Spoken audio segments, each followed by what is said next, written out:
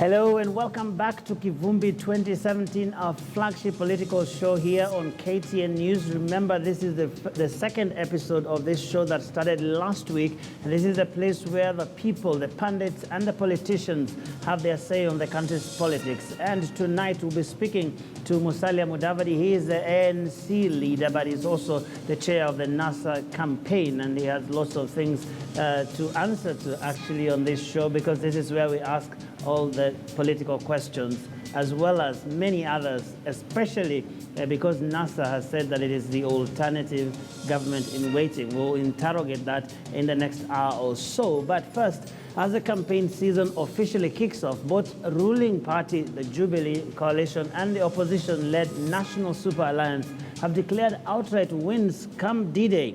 NASA is openly campaigning on a 10 million strong vote slogan, which it claims emanates from the mapping they have carried out. Jubilee has dismissed these claims and says the opposition will be defeated fair and square.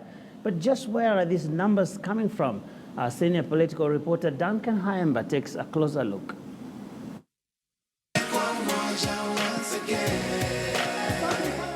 Apart from party or coalition manifestos, as the August 8th general election draws closer, the scramble is now on the 19 million registered voters, as per IEBC figures. Yet again, it's now a game of numbers. Numbers don't lie. When, according to the election laws, when 10th of May 2017, when the register is closed and is handed over to political parties and all stakeholders, that is when the election is won. Picking from the queue, the National Super Alliance NASA has emerged with its monumental 10 million strong slogan as it traverses the country and counties on a vote hunting mission. A mission they believe will yield results at the end of the day. We must aggressively push the NASA agenda. So we are going to cast our net wide. We are going to have a broad campaign team reaching all parts of the country. To achieve this, NASA has formed 4 major campaign teams. Team 1 will be led by Raila Odinga and will have Moses Wetangula and 3 governors.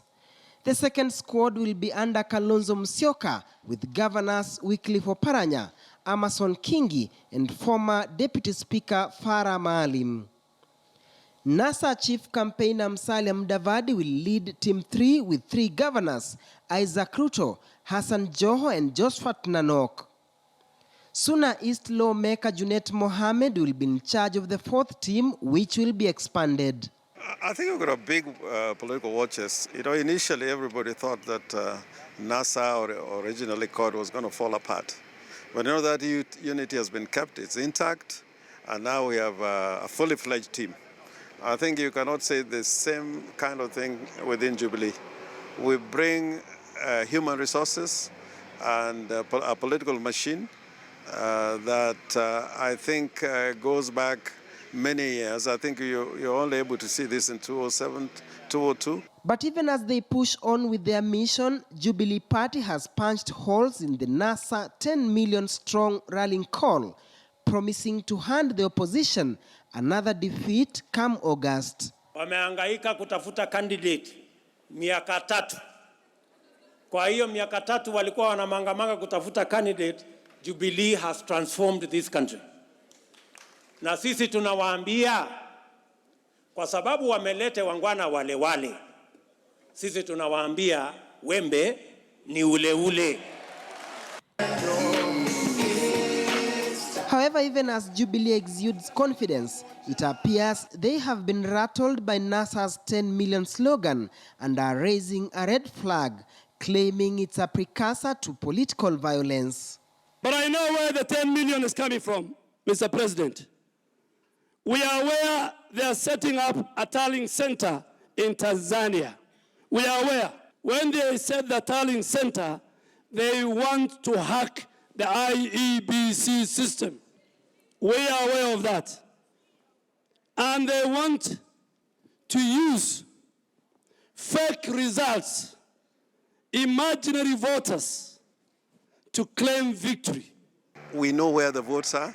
I think this is something quite different. We know where turnout matters rather than just voting. We know where we should target our campaigns, when and how. And this well-oiled campaign machine, as it unravels, people are going to see something that has not been seen for quite a while. We have rejuvenated the people of this country. We are resonating with their sentiments, and they are coming in droves to support NASA. And that is the largest resource base that we have. It's not about the money. It's about the resolve of the Kenyan people to remove the Jubilee government. Jubilee will be banking on its 5-year scorecard as they face the electorate. It's been dubbed as the highest-stake election in the country's history. It is a game of numbers as it appears, and perhaps it's a do-or-die affair for both NASA's Raila Odinga, who might be contesting presidency for the last time, and the Jubilee's President Uhuru Kenyatta, who knows too well that any political miscalculation might render him a one-term president. Duncan Hemba, KTN News, Nairobi. Thank you very much. Mr. Mudavadi, 10 million, where is this coming from exactly? Because some people have said you're priming the country for something and it might not be 10 million, and I will discuss that in a moment. But first tell me, where exactly are these votes? Have you done some scientific survey? What are you really basing this? Because that seems to be a very specific number. I think first of all, let's look at it this way, that the number of registered voters in this country is 19.4. That is the statistics we have from the IEBC. So it is clear that we are not trying to work outside the numbers. And then we have had a very strong following as the opposition in the coastal region. We have had a very strong following in the Western Belt, the entire Western Belt. We have very strong opposition, very strong following for the opposition in sections of the Rift Valley, and I can tell you we also have a very strong following in the urban areas. Now, if you look at this and look at the statistics that have come out, we are clearly not creating an imagination here. We are being very realistic that our target, which is to get more than 50% plus one of the vote. So we want to get 10 million plus so that we can have a convincing and resounding victory. And I can tell you that there are areas like Kisii, which had been dubbed as battlegrounds, even through the media and even the political analysts. But we were in Kisii last time, just a couple of weeks ago, and I can tell you, I don't know what Jubilee is going to get. Who are these 9 million that you've given up on? 9.4 million that you're saying, well, we want to get 10 million. We have not given up on anybody. We are saying our base is 10 million votes, 10 million strong votes. But that does not mean that we are not going to reach out to other areas. The other day we were in Baringo County, in Marigat. We then went into Badresa. From there we moved into Kapenguria in West Pokot. And I can tell you there are people yearning to have us in other parts of Rift Valley. We have been to Bomet. I can tell you the Maasai-dominated counties like Narok and Kajiado are strongly pro-NASA today. But people have accused you of not being different from Jubilee on that account, that actually what you're working with is basically ethnic arithmetic. Is this an admission that we can't do anything about this tribe thing, let's just work with it? No, my friend, we are not working about ethnic arithmetic. I mean, when we talk about these counties and we talk about urban areas, these are areas that are fully integrated in terms of communities. If you are to talk of Nairobi, for instance, everybody is in Nairobi. Nakuru, everybody is in Nakuru. So we are very clear that we are not an ethnic-based opposition. How many votes, if any, are you expecting in Nyeri, for instance? Well, we can only tell when the time counts, but I can tell you for one thing. We intend to be in Nyeri to campaign. Is it part of the 10 million? And even on the first. Is it part of the 10 million? It's part of the 10 million. And even on the 1st of June, for Madaraka Day, we as NASA principals are going to be in Nyeri, first of all to attend the Madaraka Day as patriots of this country, and in the process to interact with the people of Nyeri. Mm-hmm. Is it not true, Mr. Mudavadi, that this country votes on tribal lines and that many people would like to embellish whatever strategies they have as, oh, you know, this is about issues, about policies, but the truth of the matter is that the numbers you talk about are generally going to come from where the 5 of you come from? Is that not a fact? I think there is some element of tribal affiliation when people vote. But let's face it, and I always give the example of the Luhya community. We have shown time and again that you can vote for somebody who is not a Luhya. We have demonstrated this with Moi. We have demonstrated this with Kibaki. We have demonstrated this with Raila. And I can tell you that not all Kenyans think tribal. In fact, the number of those who continue to think that they'll be voting tribal is systematically diminishing. But other communities have shown that other communities have shown that they can vote beyond their tribe. Most of the analysis that I have seen, looking at the NASA numbers, or at least the numbers you talk about, tend to focus on what is called Luo Nyanza, Ukambani, Western, and all these places that are perceived to be NASA strongholds. Aren't we being pretentious as a nation when we can actually say on national TV that somehow there is this other magic that is not ethnic-based that is going to determine the election on August 8th? My brother, let me say this. There are certain leaders who have shown that they can rally and move their people beyond ethnic issues. Let me take Raila, for example, or even start with his father. His father stood out and said that we are not at Uhuru until Jomo Kenyatta is out. We have seen Raila come out and say Kibaki tosha. And the Luo voted to the man for Kibaki. So it's a question of the attitude of some of the leaders. But the ordinary Kenyan is ready to vote for good leadership. How do we move it to that next level? Because you say Raila said Kibaki tosha and the Luos followed him. You said Raila tosha this time around, and hopefully some people from Vihiga and Kakamega and your backyard there would say, well, let's go where we've been directed. Isn't that how it works? But does that turn out to be tribalism? That is not tribalism. Well, that is a lot of people would say so, that there is a tribal chief who says we are going this way, and everybody turns. We are jumping, everybody says how high. Joe, don't tell me that if the Luos vote for Kikuyu, they are propagating tribalism. Or if the Luyas vote for a Luo, they are playing tribalism. Or if the Luyas vote for a Kalenjin, that is tribalism. No, it is not. And this is the message that needs to come out to the Kenyans. What do you consider then to be tribalism? Tribalism is what you would call negative use of your ethnic community. All right? Trying to rally your troops or your community for a negative cause and not for a positive cause.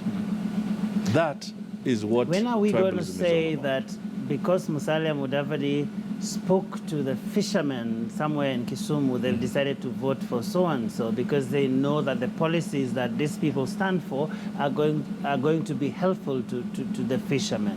Because I don't imagine that there is a policy somewhere that is good for Kikuyus, and this one, all the Luos will say, oh yeah, that's good for us. That is what I'm trying to drive us. Precisely. That is what we need to get rid of. These are some of the things that we need to eliminate. For instance, let's go to the stereotyping of Raila. When these guys want to have a voter turnout, they have tried to propagate Raila as somebody who is vindictive, somebody who is going to crush business opportunities for those who are not from his ethnic community. But all this is a fallacy. It's all a fallacy. And the irony is that some of these guys are business partners with the same people or members of the communities that they tend to pretend is an anti-particular community. Let me make it very clear. We are in NASA as a team, and we are not going to allow anything that will work against a particular community. We can only deal with individuals who have messed up certain aspects or who are not fit to govern. That is how we deal with it. But we are not going to allow any blanket policy that will undermine any other community. Okay, on the 27th of April, when the NASA flag bearer was declared, you were reading a set of declarations, and I think this is also contained in your coalition agreement. Yes. That one of the things you want to do as NASA, if you ascend to power, is to bring about national reconciliation and healing. Yes. In your estimation, what is that? Like, what exactly do you perceive to be the problem with our nation? So we need reconciliation. Who is reconciling with who? Now, let's look at the issues that were brought out in the TJRC. All right? There are a lot of issues which may lead to either historical injustices, issues that may have led to some economic unfairness against particular communities. And this required discussion and getting together. Let me pick the pastoralist communities, for instance. And we move to areas like Laikipia. All right? We move to areas even around other areas of the Samburu and whatever. When you go there, at the eve of independence, the government of the day did allow a lot of foreign investors to own massive tracts of land. All right? Whether we take it from the Lewa, or we take it to Kuki, or we take it to the Old Jogi and so forth, they own thousands and thousands of acres. There's the Olpejeta and so forth. Now, in the process, people were displaced. Okay? The pastoralists were displaced. Now, population has come into play. These pastoralists have increased in number.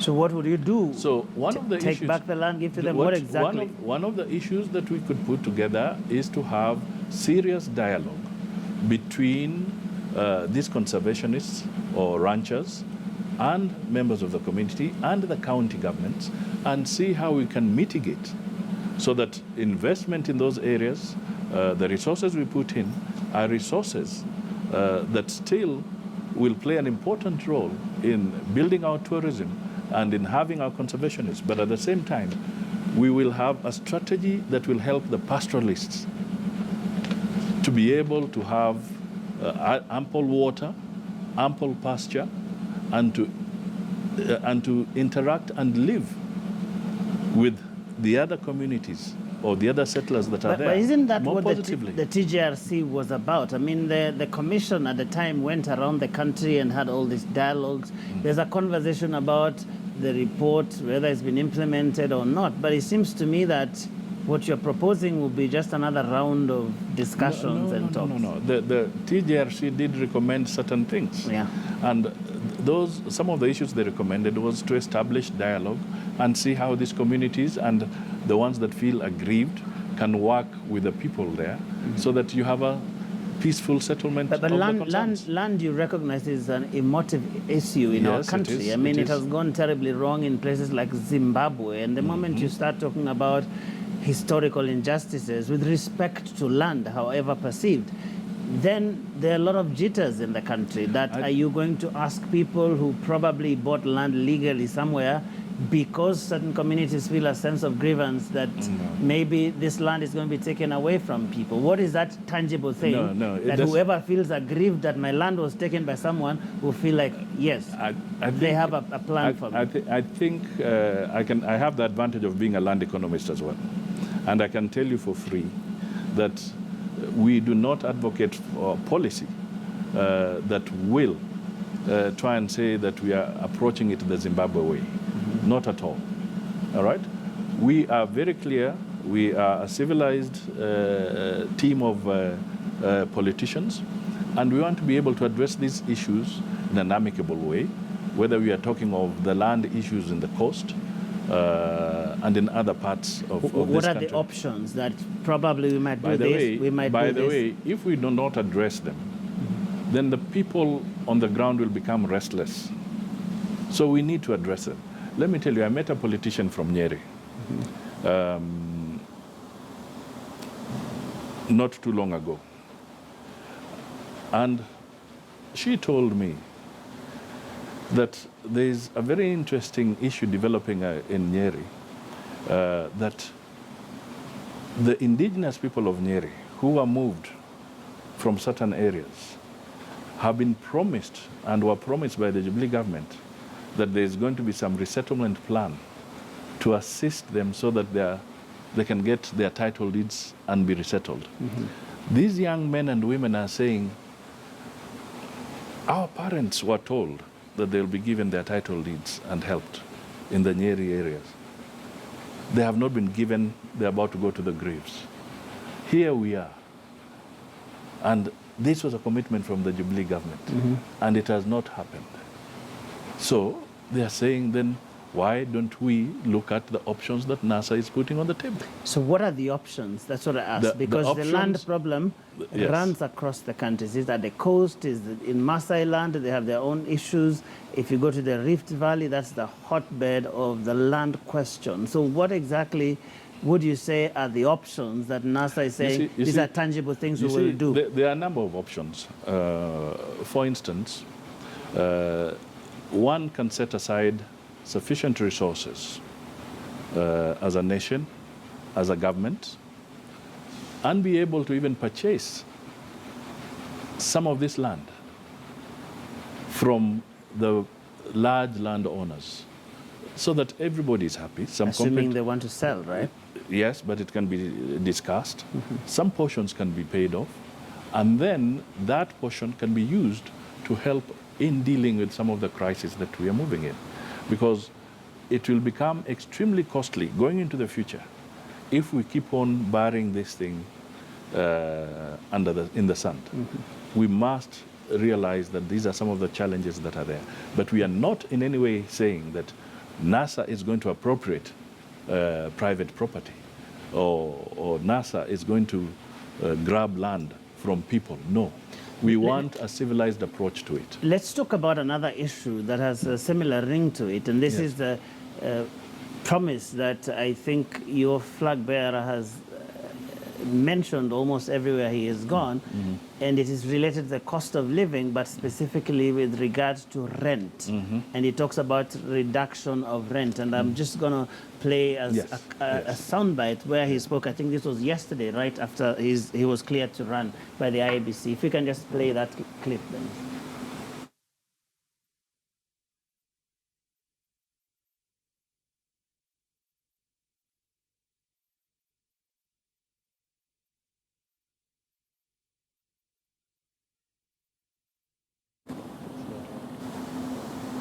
All right, we'll try and fix the sound on that clip. But basically, and this is something like I was mentioning, Mheshimiwa, that Raila Odinga, the flag bearer of NASA, has mentioned everywhere he has gone that, that the NASA government would reduce rent.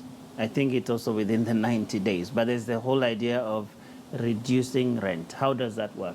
I think in a free market economy, how do you do in a that? free market economy, you just have to increase the stock of housing. All right? One of the strategies that we have is to seriously pursue the issue of increased low-cost housing for the Kenyan people, both in the urban areas and in the counties. The reality is that the government had said, the Jubilee government had said that they would be building about 150,000 units annually in order to mitigate on the housing issue. They have failed to do that, all right? So we will have a more serious program where we'll increase the stock of housing. And as you increase the stock of housing and there's increased supply, then the rentals will be more affordable and they'll even drop. Let's just listen to Raila Odinga first, then we can come back to this conversation. Hii kuna sheria ya kodi ya nyumba, na hiyo sheria tutatumia kuhakikisha kwamba kodi ya nyumba inaweza, wananchi wanaweza kumudu, si ambayo inaumiza watu, sio sawa? So I will ask you about that Sharia that he talks about, but if I am a landlord right now watching you, Yes. I am worried because I want to get some money out of what is that incentive that I have to keep building houses. And Right. here is a group of people who are saying the moment they come to power, they are coming after my rent. No, not at all, my friend.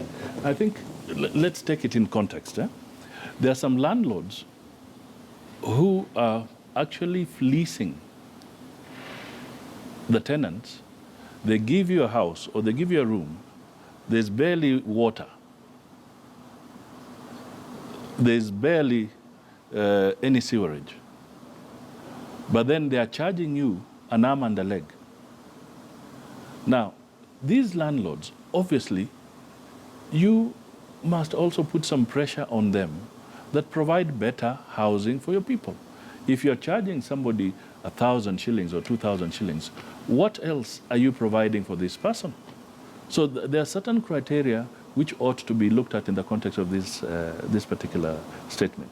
Now, the other aspect is that there are laws which also deal with when do you increase rent and how do you increase it, under the tenancy agreements or even under the rent-restricted properties.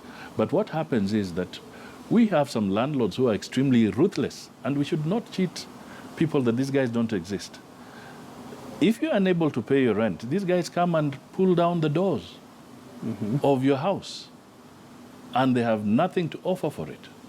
We are also seeing a situation where buildings are collapsing because landlords wanted to cash in very quickly, and they don't even care about standards and quality and safety, and it has been hurting our people.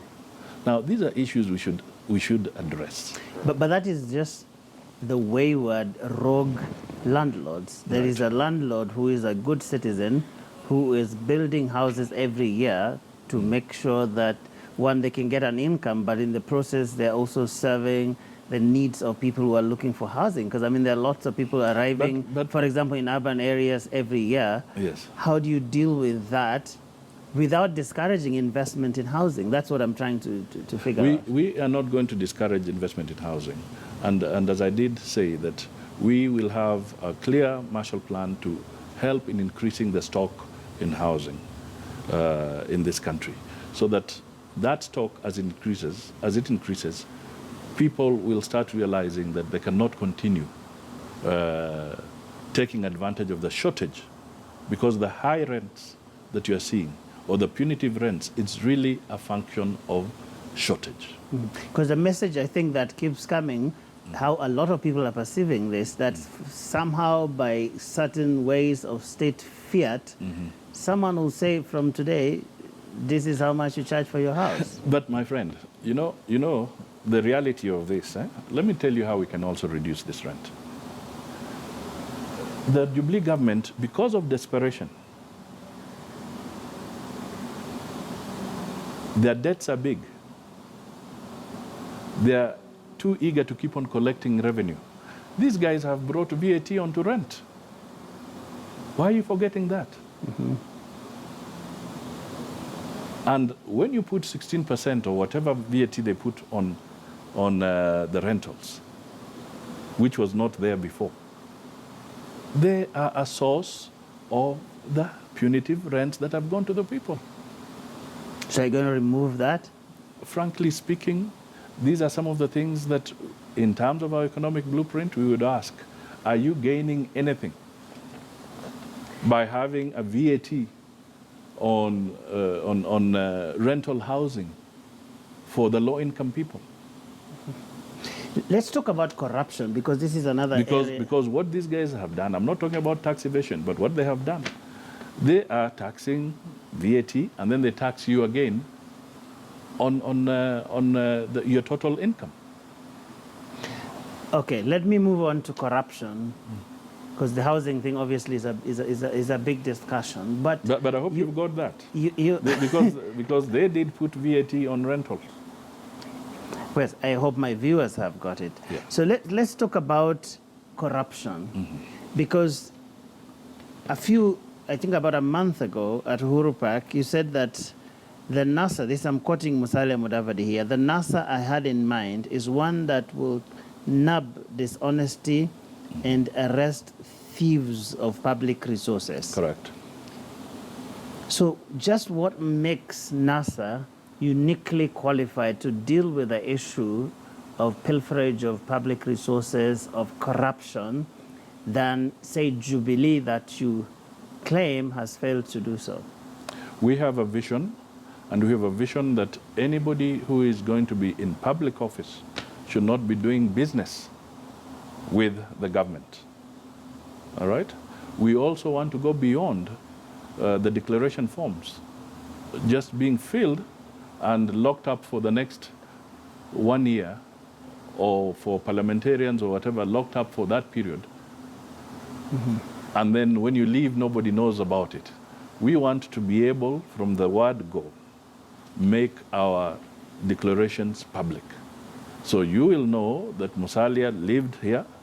This was the kind of lifestyle he had. He made this declaration. We are seeing some very extraordinary change within a 6-month period. How is it possible?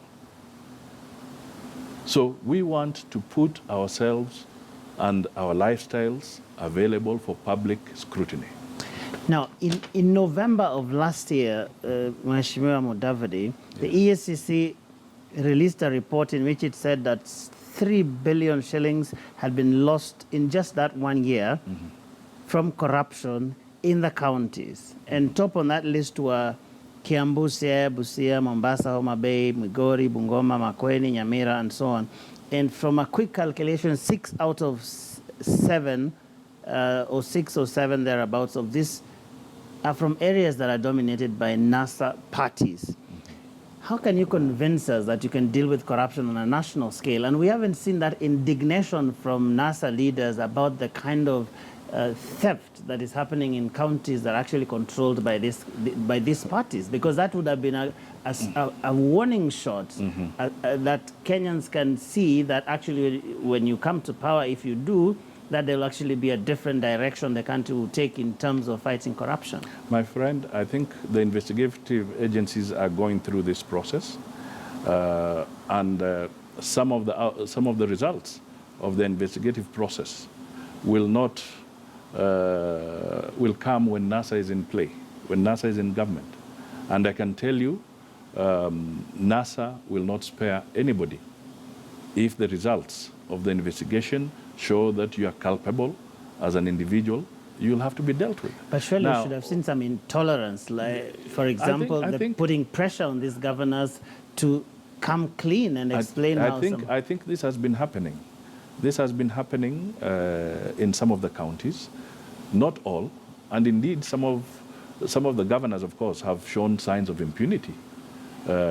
Some have not been eager to appear before Senate committees. This is a fact. Including a very senior member of your coalition, the governor in Kakamega. There was a row. Well, there's been a row after that. But all I can say is that once the process is done, because the reality is that between now and the election time, we may not have time to deal with it. But immediately after that, and if investigations prove that there has been impropriety on any particular person, I don't think the NASA government is going to spare that person. One of the things that I've seen in the NASA coalition agreement, or at least I've had you speak, specifically yourself actually, that one of the things you'd like to do is to strengthen devolution, in your words, by transferring more functions and also more resources to the counties. But I haven't heard a similar resolve in dealing with the real issues of corruption that are down there? Because people are saying, well, you're taking more resources there, and we haven't figured out how to deal with the resources that we've taken there in terms of people who are stealing it and denying people the services that they could get from the benefits of devolution. No, that is not, in my view, the principle of more resources, more functions going to the counties is a constitutional requirement. And we should not run away from this, because these functions were clearly... Well, management of prudent management of resources is also a constitutional issue. Yes, but first of all, functions. I want to distinguish the principle of more functions going to the counties. We cannot run away from that. Health is supposed to be devolved. It is not appropriately devolved. There are issues about rural access roads. They are not properly devolved, okay? Now, when that happens, and indeed other functions, we want to have more resources going to the counties. And our target as NASA is to have 45%, up to 45% of the revenue that ought to be shared to go to the county governments. We are not going to run away from that. We are also saying we're not going to run away from governors or officials who misappropriate resources at the county level. They must be dealt with. But let me tell you one thing. You know, in the health, when we say health has been devolved, as an example, why does the national government continue to refuse to actually devolve the facilities? They have retained all the procurement at the national level. They are the ones procuring medical equipment for governors and county hospitals when even some of those hospitals have no capacity to take up that equipment. This equipment is supposed to be paid for to a total of about 4 billion shillings annually through the leasing system. That is not corruption at the county government. Those are the remnants of the people who do not believe in devolution, still wanting to retain things up there. No, the point of my question is not to deny corruption at the national level. It's common knowledge that there is a big problem of corruption at that level. I'm just looking for this alternative way of doing things that you are proposing as the people who are gunning to come into office in the next 70 days. So I am asking, you raised a specific thing about health. So if NASA took over on the 8th of August, you win that election, what exactly are you going to do differently that Kenyans can hold you to the following day about health in the counties? Specific measures that will be different from what we have seen today, because you said it's not properly devolved. For instance, we will give the necessary resources that ought to go to the county hospitals so that the medical staff can get their salaries as and when it's due. Not money being held at the national center and then being denied to the county governments and the staff at the hospitals. So within 90 days, we can achieve that. We can release the money that is due to the county governments, and hospitals will work, and the staff will get their dues. These are some of the examples I can give you. Let me give you another quick one. We have the access roads. In this country, roads are to the tune of 160,000 kilometers. 40,000 of these kilometers are with the national government. 120,000 kilometers are with the county governments. Ironically, when the resource allocation is done, you find that the national government with 40,000 kilometers of road takes 75% of the road maintenance levy or the petroleum levy, and 25% goes to the county governments with 120,000 kilometers. If we shift that, we will see an instant improvement within that period on the road network in the counties. Okay, let me move to a few economic issues here. We've had very strong statements from your team about the SGR, for instance, which is due to be unveiled in the next 2 days or so. Your candidate has said that the cost is inflated, that somehow the contract was given to the same guy twice at a higher cost and all of that. But the truth is that the SGR is here from Mombasa to Nairobi, at least 600 and something kilometers already built. So if you took over, you can't just uproot it, will you? So what will you do with the SGR? Will you, for example, complete the second phase that goes to Naivasha or the phase to Malaba? If we take over, to be honest, one of the things that we will have to look at is that did the Kenyan people get value for money? We are not irrational to uproot a railway line, okay? But let us just be realistic. Will you complete the project? Comparatively. Will you complete the project? No, let me deal with this first and then I'll tell you. Comparatively, the cost of that railway is inflated to 25 to 30% in some instances. The president went to China the other day and signed off an additional credit line to deal with the section from here to Naivasha, all right? From here to Naivasha, it's roughly 120, 130 kilometers. The amount of money he has signed for to deal with that extension is 360 billion. I thought it was 150, but... Dollars, you know? So you tell me in terms of per kilometer, now what is the cost of the 120 distance between here and Naivasha? What does that mean? So you're saying... clearly, we are not averse to improved infrastructure, and we are not averse to a better rail system for our country. We will be able to complete the remainder of this project all the way to the border as it was intended.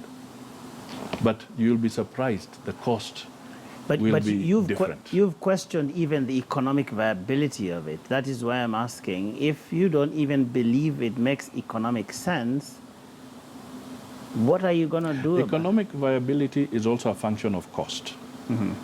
If you are involved in a program where the cost is so exorbitant, then it means that whatever activity, the rate of return, if we are assuming that this rail is supposed to be able to pay for itself, it will not then be able to pay for itself. All right? That is what we talk about when we talk about economic return here.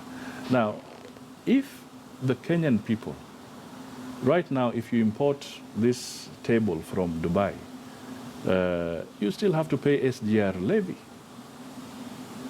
It's there in order to help in financing the cost of that rail system. Now, if it is seriously inflated, when will the SGR levy stop? Because it's a levy designed for a purpose. Are we going to pay SGR levy forever? So these are the fundamental questions that we ask. So because I'm running out of time here, let's talk about the politics of NASA a little bit. Yes. And I'm going to play you a soundbite here that came from... Yeah, the one that we lost out on, the other. This one came from actually the Deputy President reacting to the naming of Raila Odinga as the NASA flag bearer. Watch. Wamemangamanga Kenya hii yote, wakafanya seminar, wakafanya retreat, wakafanya mkutano, wakafanya rally, ati ile wametuletea ni ile ya 2013. Sasa hii jameni ni utapeli wa aina gani? Sisi tulikuwa tunangojea, walituambia wako na maajabu, wako na miujiza. Tulikuwa tunafikiri wameenda kuimport candidate, kumbe ni wale tuliwashinda 2013. He makes a point, doesn't he? That nothing new. I don't see his point. He says it's nothing new. It was Raila and Kalonzo. It's Raila and Kalonzo again against Uhuru and Ruto. That does not, he misses the point here. He misses the point in terms of what the Kenyan people are feeling, the damage they have done as Jubilee to this country. And frankly speaking, he's also missing the point, and this one is the reality, that the glue that saved him and Ruto was the ICC and the propaganda they pushed about the Mao forest. Now, these things are not at play anymore. So the circumstances are very different. And the reality is unemployment has become higher, the cost of living is much higher, inflation is hitting us, medicines are not in hospitals, teachers have been mistreated. Now, that is the Jubilee government. So this, to me, is it's self-serving. And about the kind of government you would form, you have said that it was not designed for particular individuals to ascend to power. Yet, actually, we have seen positions created for yourself, for Senator Wetangula, for Isaac Ruto, and all that. And one of the things you have said is that you want the Constitution to change to begin reflecting what happened at Bomas. So apart from the positions that are being created for you that you would like to institutionalize or to legitimize through the Constitution, what is that tangible thing that is wrong with the current Constitution that will require us to revert to Bomas, other than those positions? Now, let me be very specific here. First of all, the Bomas draft, which was scuttled, was a draft that had very strong emphasis on a parliamentary system. Okay? So you want a parliamentary system? We want a system with a very strong parliamentary component. That's absolutely important, because we are not seeing... That's different from a parliamentary system that does not have a president. But it may become a bit of a hybrid, but we want a strong parliamentary component of it. Because, let me put it this way, right now, the whole system that we have around the executive and parliament, it does not seem to reflect the urgency for accountability from the executive. All right? So we want to be able to have, and that is in our coalition document, and we are not shying away from it, that we want to be able to have a situation where the government, and this, in this particular, the cabinet and all those that have those positions are directly responsible and answerable to Parliament, so that they can face the questions directly. Not to have a scenario where Duale is being told to respond for this ministry or that ministry, and he was nowhere near the issues that were taking place when that, so that he's now purporting to be answering for that. So we want proper accountability, and we don't want to run away from that fact. Secondly, we are saying that the constitution we have today, whether you have the president and deputy president, even going into the future, this is a presidency that is monopolizing, an executive structure that monopolizes power. And we want to have, as NASA, a question of dispersion of power and authority. That is the gist of our agenda. I think I should invite you back to discuss the form of government that NASA is proposing. But finally, you've filed multiple cases against the IEBC. You've complained about the IEBC on many instances. My question is, just how much confidence do you have in the IEBC as currently constituted as the referee for the August 8th political contest? Frankly speaking, the IEBC has a tall order. We want a free and fair election.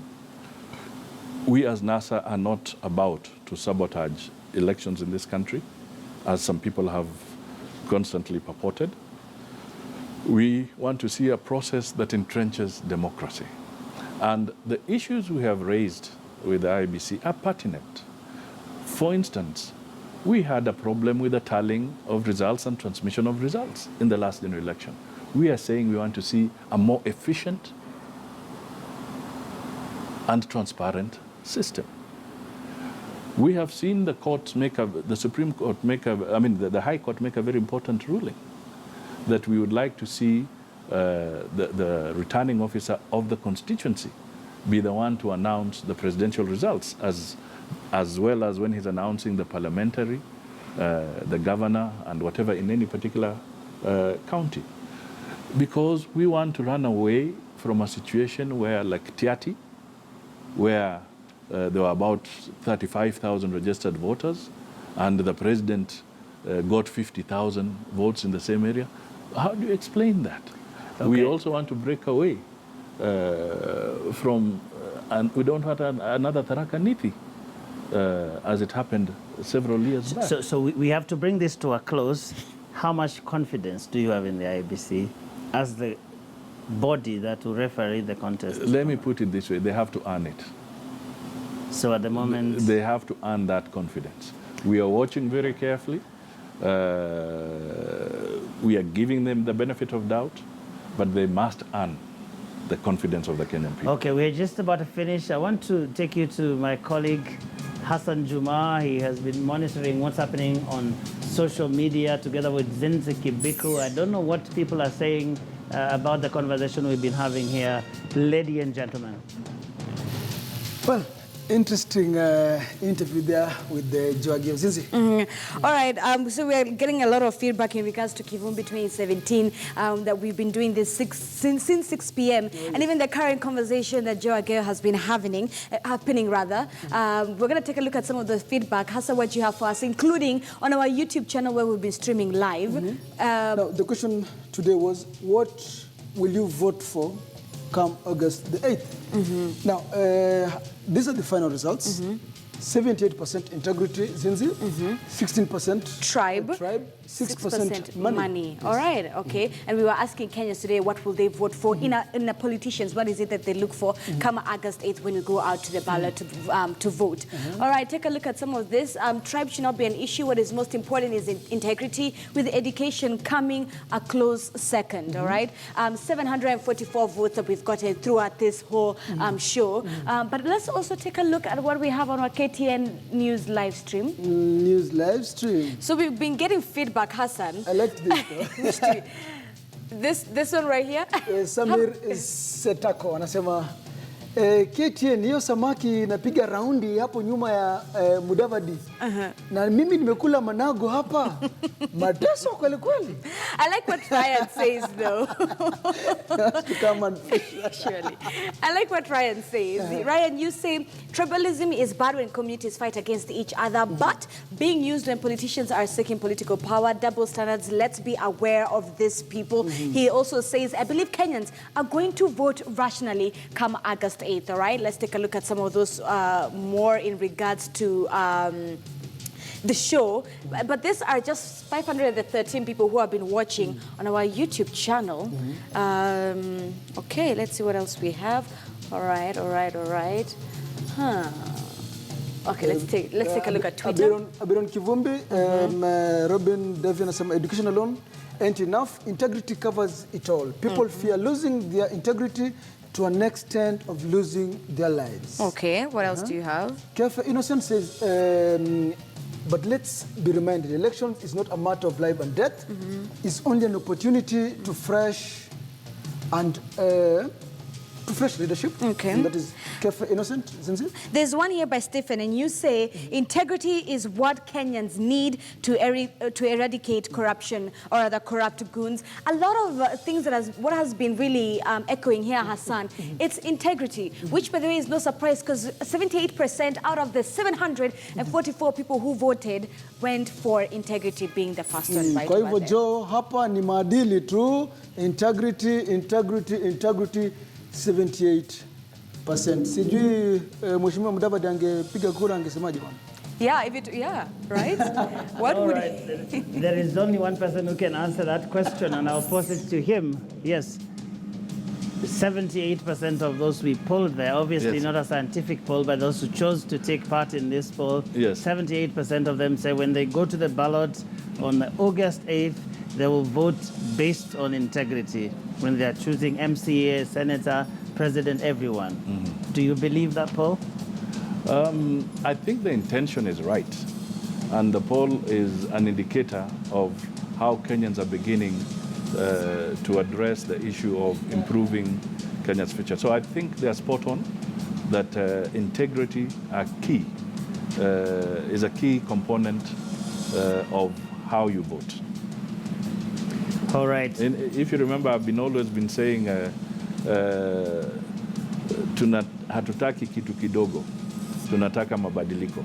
So when the voter goes there, that should be the thinking, and integrity is exactly it. You know, one of the people, we were doing this poll on the streets, and one of the people there said, mimi nitachukua pesa kwa sababu huyo kiongozi nikimpigia sitamuona tena, so tumalizane na yeye sasa tu hivi alafu niachane na yeye.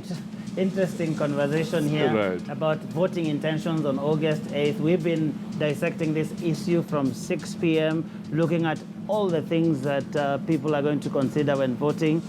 As we mentioned, that is a poll that we conducted on the street. We've conducted it on social media. The indication seems to be that everybody says they will vote based on integrity, and we can only wait and see because that's now just about 70 days away. Now we're going to end this show on our usual note. You want to get tomorrow's stories today, and I'm just going to get one for my guest here.